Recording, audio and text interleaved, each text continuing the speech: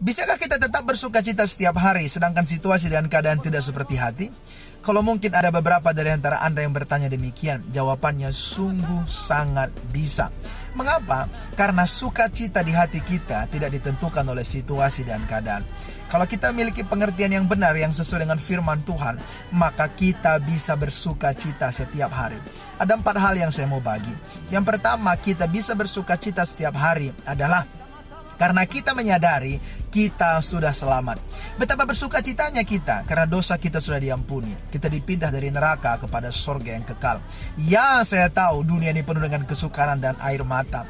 Tetapi ingat baik-baik, suatu hari nanti pasti berakhir. Kita pasti berhenti dari semua jerih lelah kita di dunia ini. Dan kita menikmati sukacita yang abadi di surga yang kekal. Dan yang kedua, kita menyadari bahwa ujung-ujungnya pasti baik. Sebab Tuhan kita bekerja, sampai sekarang ini pun Dia masih bekerja dalam hidup kita. Saudara perlu tahu bahwa Tuhan kita hidup loh. Dia punya mata yang bisa melihat, punya telinga yang bisa mendengar seruan doa umatnya, punya tangan yang bisa menolong, menopang, memelihara, dan memberkati kita senantiasa. Tuhan beda dengan setan. Kalau setan bekerja menghancurkan, sedangkan Tuhan kita bekerja memulihkan, memberkati, menopang, membuat hidup kita sempurna. Wow, luar biasa. Dan yang ketiga, kita tahu bahwa segala sesuatu yang Tuhan izinkan dalam hidup ini, itu semua berkat. Kalau Tuhan berikan kesehatan, berkat finansial, berarti Tuhan mau menikmati. Tuhan mau kita menikmati berkat-berkatnya.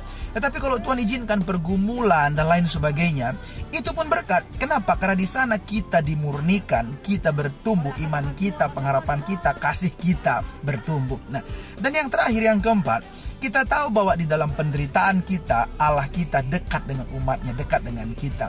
Tuhan bawa bangsa Israel ke padang gurun. Tuhan gak lepaskan mereka begitu saja, tapi Tuhan menyertai mereka. Ada tiang awan, tiang api, ada manna, laut berawal terbelah dua. Wow, luar biasa. Tuhan dekat dengan umatnya. Ketika Tuhan Yesus izinkan murid-murid Tuhan Yesus menyeberang dengan perahu mereka, malam hari ombak badai menerpa perahu mereka, air masuk ke dalam perahu dan perahu mereka hampir tenggelam. Tetapi Tuhan tidak meninggalkan mereka. Tuhan datang tepat pada waktunya. Tuhan tidak terlalu cepat dan Tuhan juga tidak terlambat. Ingat keempat hal ini, dan itu akan membuat saudara bersuka cita senantiasa. Jangan lupa tersenyum. Tuhan memberkati.